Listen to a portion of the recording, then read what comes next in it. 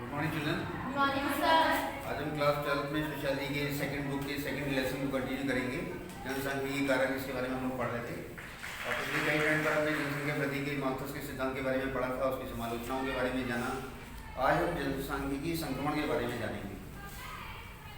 जनसंख्यिकी संक्रमण क्या है?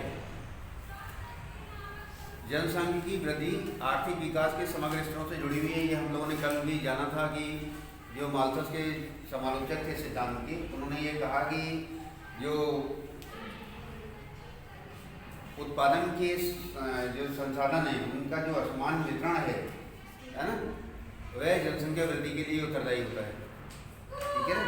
जनसंख्या वृद्धि गरीबी के लिए उत्तरदायी नहीं होती, लेकिन जो संसाधनों का असमान वितरण है, जिस पर है बहुत है, जिस पर नहीं है बिल्कुल नहीं है, तो उसकी वजह से गरीबी बढ़ी।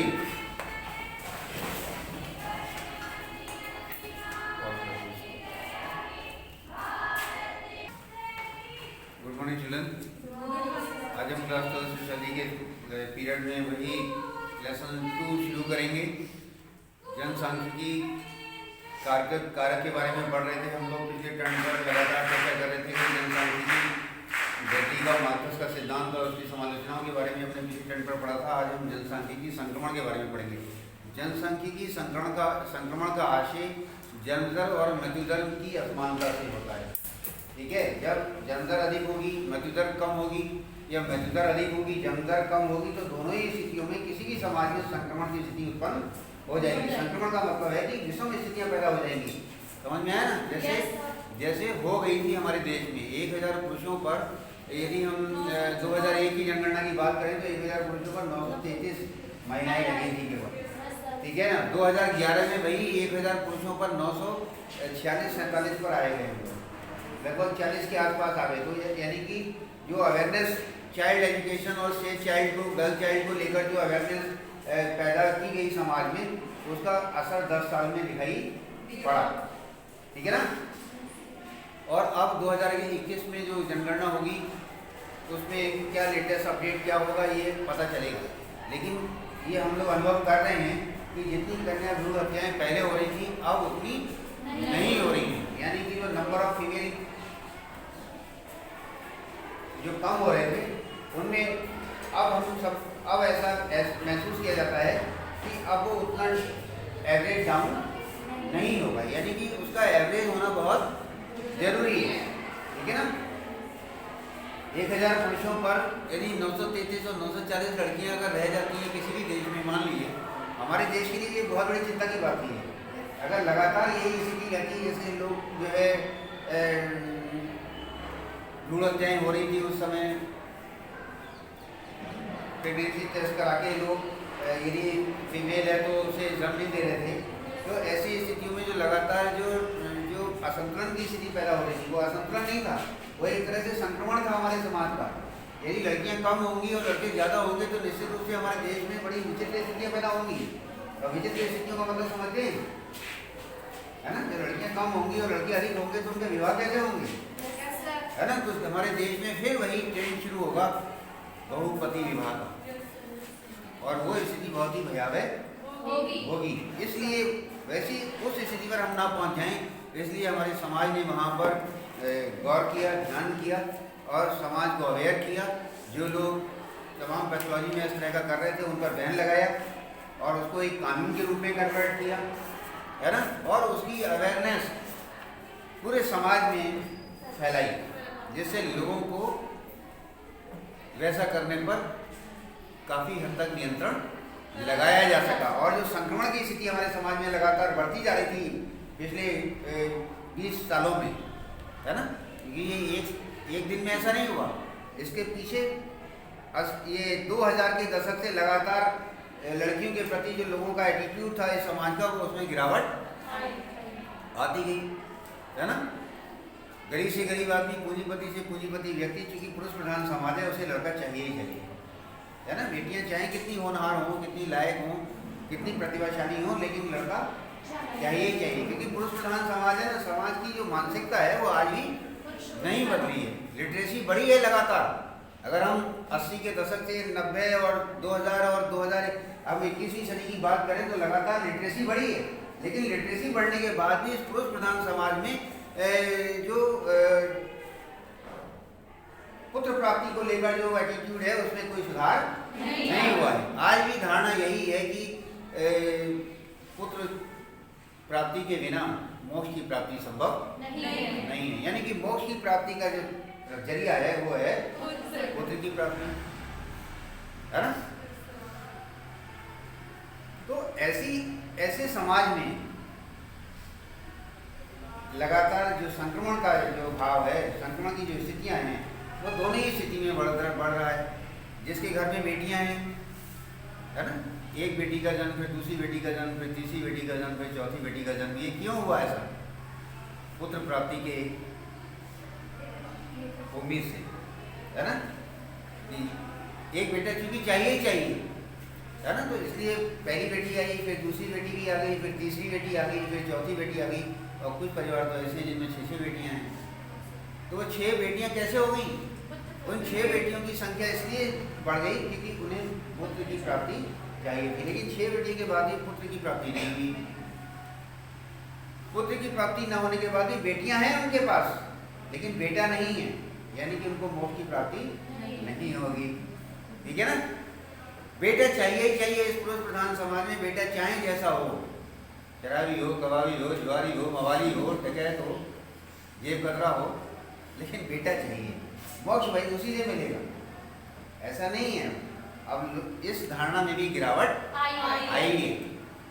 अब ये इस विश्वास पर भी हमारे समाज में गिरावट आई है। लोगों का दृष्टिकोण बदला है। आज बेटियां भी पुत्रों की तरह अपने पिता की अग्नि को, पिता के शरीर को अग्नि देती हैं, शमशान में जाकर पिता की अर्थी को कंधा देती हैं, है ना। तो आज अवेयरनेस आई है और वो काम कर रही हैं लड़कियां जो लड़कों ने भी नहीं किया होगा कभी, है ना। अभी लगातार आप लोगों ने भी देखा होगा कि एक जनजातीय समाज की अरुणाचल की लड़की है, वो रेल ड्राइवर है, पैसेंजर ट्रेन, यानी कि एक्सप्रेस ट्रेन को वो रन करती है, यानी कि इंजन में ड्राइवर है, वो लोकोमोटिव रेल इंजन में पहली महिला ड्राइवर होने का उसको अचीवमेंट प्राप्त है हमारे देश में। जनजातीय समाज से थी बिल्कुल। अब उस समाज में तो लड़कियां पढ़ती भी नहीं थी, लेकिन उस लड़की को हमेशा वो करने की आदत थी जो लड़कियों को नहीं करने दिया जाता। और लड़कियों को ये आज भी, लड़कियां कितनी IAS बन जाओ आप, लेकिन अभी भी लड़कियों को चैलेंजिंग पोजीशन पर नहीं बढ़ाया जाता। अभी भी डकैत पकड़ने जाना है तो जो महिला दरोगा है वो उसे कहा जाएगा तुम थाने में बैठो, और जो तमाम पुरुष होंगे, वीर सिंह, अर्जुन सिंह, बहादुर सिंह, रणवीर सिंह, जयवीर सिंह, है वो जाएंगे डकैतों को पकड़ने। अरे वो भी तो भवानी का अवतार है, और उसने ऐसे ही नहीं वो इंस्पेक्टर बन गई पुलिस, है ना। लेकिन अभी भी पुरुष प्रधान समाज महिलाओं को अपने से आगे नहीं देखना चाहता, समझ गए ना। कि अभी भी माना जाता है कि लड़कियां जो है वो डरपोक है, कमजोर हैं, इनमें अपनी हिम्मत नहीं है, साहस नहीं है, ये डकैतों का सामना नहीं कर सकती, कुश्ती नहीं लड़ सकती, पुरुषों को कैसे पकड़ लेंगी, है ना। इसलिए आप देख लीजिए, पुलिस में देख लीजिएगा, आप IAS यदि बन जाती हैं जो महिलाएं, आप कितनी महिलाएं IAS इतनी है ऐसी हैं जिन्हें जिले में चार्ज मिला हुआ है। एवेल्युएट कर लीजिए अपने आप। 70 जिले हैं यूपी में, 75 है सर, 75 हो गए। तो आप देख लीजिए कितने जिलों में महिला DM या महिला IAS नहीं हैं, लेकिन महिलाओं को चार्ज नहीं दिया जाता। क्यों? क्योंकि ऐसा माना जाता है कि महिलाएं जिला नहीं संभाल सकती। क्यों नहीं संभाल सकती? वो तो वो काम कर लेती है जो पुरुष भी नहीं कर सकते। इतने बड़े परिवार को अकेली महिला संभालती है। जरा पुरुषों से कहो कि एक दिन जरा रोटी बनाना, घर की सफाई करना, बच्चे पालना, तो नानी याद आ जाएगी इसको, बन जाएगी नहीं। लेकिन वो उसके बाद भी कितना सफलतापूर्वक बगैर चेहरे पर शिकन लाई करती रहती है। अगर पुरुष को एक दिन अगर खाना बनाना पड़ जाए तो अड़ोसी पड़ोसी नहीं, पूरे मोहल्ले को मालूम हो जाएगी आज राम बहादुर ने रोटी बनाई, है ना। क्योंकि आवाज़ें बहुत आएंगी इस घर से, है ना। वो चाहे बर्तनों की आए, चाहे जिसकी भी आए, लेकिन आवाज़ें बहुत आएंगी। तो आप देखें कि इतने के बाद भी, इतना साहस होने के बाद भी, है ना। अब तो फाइटर प्लेन उड़ा रही हैं लड़कियां। राफेल की जो हमारे यहाँ जो पायलट टीम है उनमें 2 महिलाएं हैं। है ना? तो आज कोई भी क्षेत्र ऐसा नहीं है जहाँ लड़कियाँ कहीं भी कम हों। वो उनमें कितने साहस की जरूरत है। आप 4 मंजिल पे खड़े हो जाना, ऊपर से नीचे झांकना, आपकी दम निकल जाएगी। और वो लड़कियां तो आसमान में हवाई जहाज फाइटर प्लेन उड़ा रही हैं, कितनी स्पीड से उड़ रही हैं, जरा सोचिए जरा। और उन्हें मृत्यु का कोई है नहीं। आपको कितना डर है, 5 मंजिल से ऊपर नहीं झांकते हुए ना, अम्मा हम नहीं झांकेंगे, गिर रह गए तो और नीचे झांकते तो जो है हार्ट बीट और बढ़ जाती है। अरे बड़ी गहराई होगी, हम इतने ऊपर आ गए ऊंचाई पर, है ना? आप पहाड़ों पर जाइए कभी सैर करने, आप बद्रीनाथ केदारनाथ जाते हैं, आप बाबा अमरनाथ के दर्शन करने जाते हैं, है ना? तो आप ऊंचाइयों पर जरा जाके नीचे की खाई जरा देख लीजिएगा, आपकी दम निकल जाएगी, सांस ऊपर की ऊपर और नीचे की नीचे। और जो तमाम हरिद्वार में भी है ना, ऋषिकेश में भी है, और भी कई जगह ट्रॉली से एक पहाड़ी से दूसरी पहाड़ी, और नीचे विकराल नदी बह रही है, भागीरथी बह रही है, और ट्रॉली से आपको एक पहाड़ी से दूसरी पहाड़ी जाना है। आप सोचिए जो ट्रॉली में बैठे हैं, उन्हें नीचे देख देख के उनका कहा होता है ना, ट्रॉली रुक गई, ट्रॉली का तार कहीं से कट गया, कहीं कुछ भी हो गया तो क्या होगा हमारा, है? हड्डियां भी नहीं मिलेंगी। तो लेकिन लोगों के शौक है, शौक नहीं है, ये साहस की बात है। बहुत सारे लोग बहुत साहसी होते हैं, बहुत सारे लोग बिल्कुल साहस नहीं होता, और लड़कियों में भी साहस लड़कों के मुकाबले कम नहीं होता। ये आपने राहुल शेट्टी के तमाम उस लाइव शो में आपने देखा है कि लड़कियों ने भी उतने खतरनाक स्टंट किए हैं। रोहित शेट्टी के आपको मुझसे ज़्यादा मालूम है, मुझे मालूम है कि आपको, है ना? आप लोग कंटिन्यूसली देखने वाले हो। मैं कभी कभार आया घर में चल रहा तो बैठ गए, नहीं तो कोई फर्क नहीं पड़ता। मैं महीनों से टीवी नहीं देखा, है ना? तो कहने का आशय है कि रोहित शेट्टी का उस शो में देखा कि जरा सी पॉपुलैरिटी के लिए लड़कियां कुछ भी करने को तैयार हैं, कुछ भी करने को तैयार है हिट होने के लिए, है ना? पूरे देश की महिलाओं में अपनी पहचान बनाने के लिए लड़कियां किसी भी हद तक जाने के लिए तैयार हैं। आसान काम है, आप लोग कर सकते हो वैसा? रोहित शेट्टी के शो में, लाइव शो में जो स्टंट तमाम लड़कियां कर रही थी, बड़ी बड़ी अच्छी और साहसी लड़कियों की बस की बात नहीं है ना? लेकिन कर रहे हैं। इसी का नाम जिंदगी है। कीड़े मकोड़ों की तरह जिंदगी जी तो क्या जी, है ना? लोग हमें जाने आए, इसी की तो होड़ है। तो आज लड़कियां भी कहीं भी लड़कों से पीछे नहीं। और जितने पार्टिसिपेंट्स रोहित शेट्टी के शो में मेल थे, उससे ज्यादा फीमेल थे। वो तो इसलिए भी थे कि जितनी फीमेल ज्यादा होंगी, शो उतना ही टीआरपी उसकी ज्यादा। लड़कियों से सारी चीजें चल रही हैं। लड़कियां जो हैं एक उपभोग की वस्तु हो गई है। किराने की दुकान चलेगी तो लड़कियों से चलेगी, है ना? रेडीमेड शॉप चलेगी तो लड़कियों से चलेगी, यानी कुछ भी बिकेगा, सब्जी भी बिकेगी तो एक लड़की के बैठाने से बिकेगी। समझ गए ना? तो ये जो ट्रेंड बड़ा है, लड़कों को तो कुछ काम ही नहीं बचा। लड़के तो झाड़ू पोछा, बर्तन सफाई और ये सब काम करने में लगे। बच्चे पालने की नौकरी मिल रही है कि हाथ में झाड़ू पोछा भी चला गया, ठीक है ना? छोटे मोटे काम जो दुकानों में मिल जाते हैं लड़कों को, वो भी गायब। आप देख लीजिए बड़े बड़े मॉल में, आप छोटे छोटे जनरल स्टोर में देख लीजिए, पंजाबी मार्केट में, आप किसी शॉपिंग कॉम्प्लेक्स में चले जाइए, टोटली आपको सेल्स गर्ल की लड़कियां मिलेंगी। तमाम कांदापुर की और इधर की आसपास की झीलवाटिया और चनेडी चनेडा की तमाम लड़कियां बाजार में तमाम शॉप पर आपको काम करती हुई नजर आएंगी, मिलेंगी, है ना? समझ में? तो आज किसी भी काम में कोई शर्मिंदगी नहीं है। अरे काम कोई सा भी हो, मतलब शर्मिंदगी तो उस काम में है जो शर्मिंदगी भरा हो। मेहनत करने में क्या शर्मिंदगी है? वो अगर रिटेल सेंटर में भी काम कर रही है लड़कियां, तो मेहनत कर रही है ना, दिन भर बंगू बनी रहती हैं, है ना? ये लाओ, वो लाओ, यहाँ जाओ, वहाँ जाओ, सुबह शाम तो उनका पैर रुकता नहीं। सोचो शाम को कितना उनको बॉडेज होता होगा, लेकिन फिर रात में आके घर में काम करना होता होगा, सुबह फिर चली जाती होंगी। तो बड़ा टफ जॉब है, आसान काम नहीं। लेकिन कहने का अर्थ ये है कि लड़की ने वो भी ले लिया। तो यहाँ पे कम टू द पॉइंट समझाने की बात है जनसांख्यिकी संक्रमण में। जनसांख्यिकी संक्रमण का आशय जनसंख्या अनुपात से है। पुरुषों की संख्या अधिक हो जाए, महिलाएं कम हो जाए तो संक्रमण, महिलाएं अधिक हो जाए, पुरुष कम हो जाए तो संक्रमण है। महिलाएं अधिक हो जाएंगी, पुरुष कम हो जाएंगे तो बहुपति विवाह बहुपत्नी विवाह होने लगेंगे। एक एक लड़के की 4-4 पत्नियां होने लगेंगी। और लड़कियां कम हो जाएंगी, लड़के अधिक हो जाएंगे तो बहुपति विवाह होंगे, जिस तरह महाभारत में हुआ था, है। तो ये जो ट्रेंड है, अगर युवा बच्चे कम होंगे, बच्चों में मृत्यु दर अधिक होगी और बुजुर्गों में मृत्यु दर कम होगी तो भी संक्रमण हो जाएगा। यानी कि हमारे देश में युवा, जो हमारे देश की ताकत होगी वो कम होगी, और जो बुजुर्ग हैं, है ना, जो मरने के कगार पे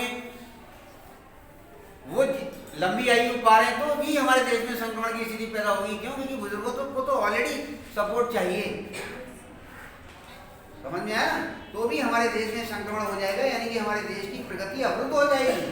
तो कहीं भी यदि हमारे देश में लिंगानुपात या जनसंख्या अनुपात में कहीं भी असमानता होगी, किसी भी स्तर पर, देखिए हर चीज का प्रकृति ने बैलेंस बना के रखा हुआ है। दिन होता है तो रात भी होती है, गर्मियां होती हैं तो बरसात भी होती है, बरसात आती है उसके बाद सर्दी भी आती है। देखिए भगवान ने सारी चीजों को बड़े सिस्टमेटिकली बनाया है। आप इंसान भी नहीं सोच सकता है उतना जितना भगवान ने सोच समझ के सृष्टि का निर्माण किया है। कितने सारे पौधों को सड़क किनारे लगाया जाता है जिनमें कोई निराई गुड़ाई, पानी, घास कुछ नहीं लगाता। एक बार लगा दिया वो अपने आप ही पुष्पित पल्लवित होकर बड़े वृक्ष बन जाते हैं। बताइए सड़क किनारे पौधों को कौन पानी लगा रहा है? कोई लगाता है? नहीं। लेकिन वो ऐसे पौधे लगाए जाते हैं, प्रकृति उनको पुष्पित पल्लवित कर रही है। आप करें ना करें, हम सबका पोषण भी प्रकृति कर रही है। अगर ये सूर्य देव ना निकले तो नानी याद आ जाती है। अब दिन आ गई, दिसंबर जनवरी में क्या होगा ये तो सूर्यदेव को ही मालूम है क्या होगा, क्या दिन बाद दर्शन देंगे। अगर जाड़ों में 2 दिन सूर्य दिखाई ना दे तो त्राहिमाम त्राहिमाम त्राहिमाम मच जाती है, समझ गए ना। जिस तरह हम ज्यादा गर्मी पड़ने पर बिलबिलाते हैं, वैसे ही ज्यादा सर्दी पड़ने पर भी बिलबिलाते हैं, ज्यादा बारिश पड़ने पर भी बिलबिलाते हैं, है ना। ज्यादा बारिश हो जाएगी तो बाढ़ आ जाएगी, शायद चारों तरफ पानी पानी होगा, तब भी हमारी सृष्टि सारी नष्ट हो जाएगी। गर्मी ज्यादा पड़ेगी तो सारे ग्लेशियर पिघल जाएंगे और इस पृथ्वी पर सारी पृथ्वी नष्ट हो जाएगी, डूब जाएगी, समझ गया ना। जिस तरह क्रमशः ग्लोबल वार्मिंग में लगातार ग्लेशियर पिघल रहे हैं और जो समुद्रों का लेवल है वो बढ़ रहा है, आने वाले समय के लिए ये बहुत बड़ी चेतावनी है। चेतावनी नहीं है, बड़ी हमारे लिए खतरे का घंटी है कि अगर ये समुद्रों का लेवल ऐसे ही बढ़ता रहा तो निश्चित रूप से एक दिन ये पूरी सृष्टि पानी में डूब जाएगी, समझ गए ना। ये कोरोना कोविड-19 के रूप में हम क्या भोग रहे हैं, ये भी जनसंख्या संक्रमण था। भगवान ने इस कोविड-19 के माध्यम से उसको बैलेंस करने की कोशिश की। कितने लाखों करोड़ों लोग पूरे विश्व में मृत्यु को प्राप्त हो गए इस संक्रमण में। अमेरिका में तो आज भी वही बुरा हाल है, आज भी इलेक्शन भी हो रहा है और लगातार मरने वालों की संख्या भी वही, और हमारे शहर में भी कम नहीं है। कल 36, परसों 36 थे, कल 46 हो गए, है ना। हैदराबाद में एक स्कूल खुला, वहाँ एकदम सारे स्कूल खोल डाले और वहाँ एक ही दिन में 250 पौने 300 बच्चे संक्रमित हो गए और कितने सारे टीचर संक्रमित हो गए, और खोलो स्कूल, समझ गए, एक ही दिन में। तो अभी हमारे देश में संक्रमण का, पूरे विश्व में संक्रमण अभी गया नहीं। अभी हमने को जरा सी भी लापरवाही की, हम तुरंत उसकी दोबारा से चपेट में आ जाएंगे। 46 मरीज भी हमारे बरेली में निकले हैं ना, हम भी तो अमेरिका में थोड़े रहते हैं, हम भी बरेली में रहते हैं, तो वो 46 हमें भी संक्रमित कर सकते हैं। और जो बच गए वे भाग्यशाली हैं, और जो निबट गए वो तो दुर्भाग्य लेकर आए ही थे। दुर्भाग्य लेकर क्या आए थे? भगवान को इस जनसांख्यिकी के कारण जो इस पृथ्वी पर संक्रमण हो रहा था हर तरह से, जनसंख्यात्मक रूप में जब जनसंख्यात्मक रूप में हो रहा है तो ओवरऑल संक्रमण हो रहा है। आप देख लीजिए, जो हमारे समाज के आदर्श, नियम, मूल्य, आचार, विचार, व्यवहार, मान्यताएं, परंपराएं, रूढ़ियां, रीति रिवाज, उन सबको इंसान ने पीछे छोड़ दिया। बोले तुम घर बैठो, आई डोंट केयर। ये 3 लफ्ज याद कर लिए, है ना? आई डोंट केयर, है ना? जीन्स पहनी और बाइक पे बैठी पीछे और सवार को ऐसे पकड़ लिया कि जे ना करे आगे वाले हम कर जाए। और कुछ नहीं पहना तो ऐसी फैटी महिलाओं को देखा है जिन्होंने ऊपर से अपनी लवली की कुर्ती डाली और नीचे से टाइट्स पहन ली और बस चल रही। कहाँ जा रहे हैं? बोले मार्केट जा रहे हैं। समझ में आया?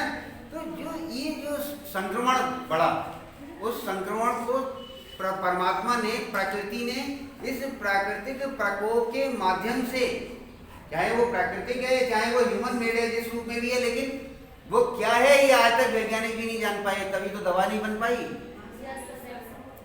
पूरे विश्व के वैज्ञानिक लगे हुए हैं लेकिन अभी तक कोविड-19 की दवा नहीं है। और जो भी दवा की दावा कर रहे हैं वो सब हवा में तीर मार रहे हैं, प्रयोग कर रहे हैं, लेकिन सफलता नहीं मिल रही है। अभी भी कोई भी निर्धारित दवा कोविड-19 की पूरे विश्व में इजाद नहीं हुई है। प्रयोग चल रहे हैं, करते रहो प्रयोग, तो कहते निपटंगे, अगर कुछ पतो ही ना है। समझ नहीं? कुछ कह रहे हैं कि गर्मी पड़ेगी, धूप पड़ेगी तो सब कोविड खत्म हो जाएगा, ये वायरस। पूरी गर्मी खत्म हो गई, गर्मी के ऊपर सवार हुआ संक्रमण। बोले गर्मी मेरे क्या करेगा? है? और इतनी विकट विषम 45 और 50 डिग्री टेम्परेचर, 48-47 डिग्री टेम्परेचर में भी संक्रमण नष्ट नहीं हुआ। अब क्या करोगे? अब माइनस को जो समय आ गया है, नवंबर, दिसंबर, जनवरी, 3 महीने बहुत लो टेम्परेचर रहेगा। जब गर्मी में नहीं गया तो सर्दी में कहा जाएगा, सर्दी में तो और आएगा। आओ, है ना? आओ हमें ओढ़ लो। क्यों? क्योंकि हम लगातार कपड़े पहनेंगे, खूब कपड़ों के ऊपर कपड़े, कपड़ों के ऊपर कपड़े, कपड़ों के ऊपर कपड़े, कपड़ों के ऊपर कपड़े, कपड़ों के ऊपर कपड़े। लिहाज करना रोज धोगे? हैं? लिहाज धोगे क्या रोज? बताओ।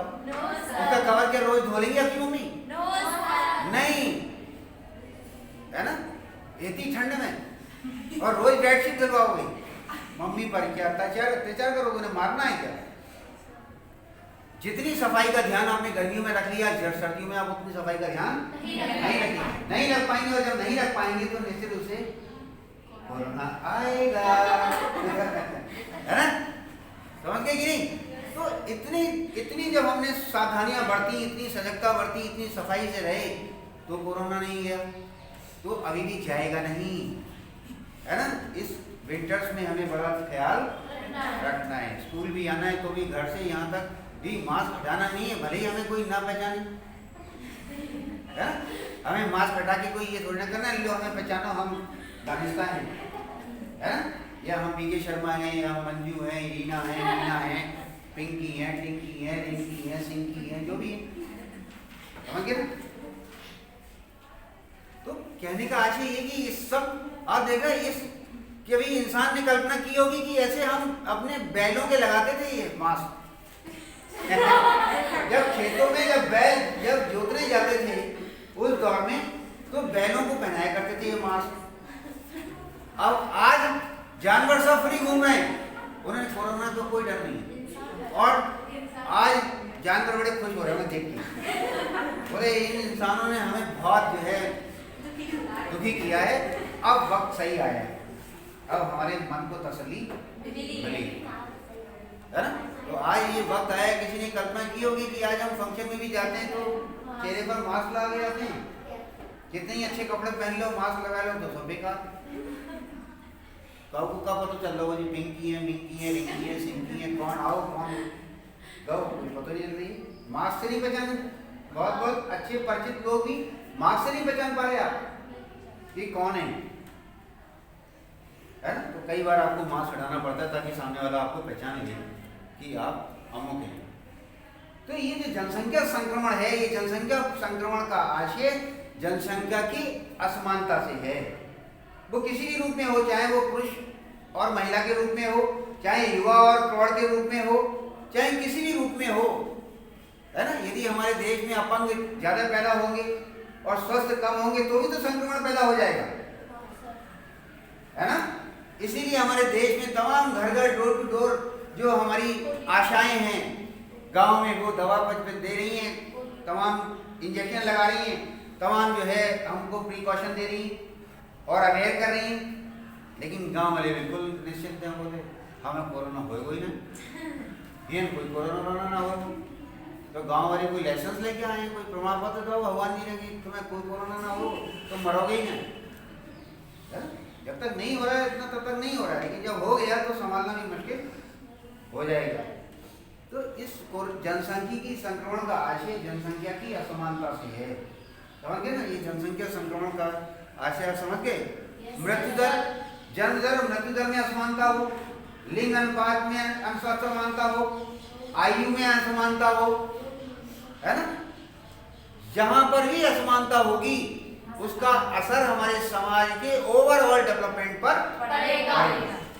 आप देख लीजिए कि केवल आपको जुकाम होता है, केवल जुकाम होता है और उसका असर आपके पूरे चेहरे पर पड़ता है, आपकी पूरी बॉडी ढीली हो जाती है, यानी कि आपके शरीर की एक्टिवनेस चली जाती है।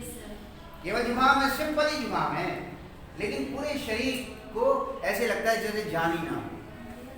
कुछ भी खाते हैं अच्छा नहीं लगता, क्योंकि नाक में से तो नाक निकल ही रही है, वो कभी मुंह में भी आ जाती है है ना। होता कि नहीं होता?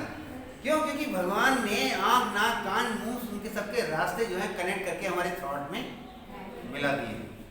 कान में दवा डालो मुंह में, नाक में दवा डालो मुंह में, आँख में दवा डालो मुंह में, और मुंह में तो जो चीज़ है वो तो मुंह में है। आप देखिए कि भगवान ने क्या कनेक्टिविटी बनाई है, पूरे भेजे में सारी चीज़ें अलग अलग हैं, लेकिन उन सबको लाके मर्ज यहाँ कर दिया है। बोले तुम हम गले में सुरक्षित रहो, सब भीतर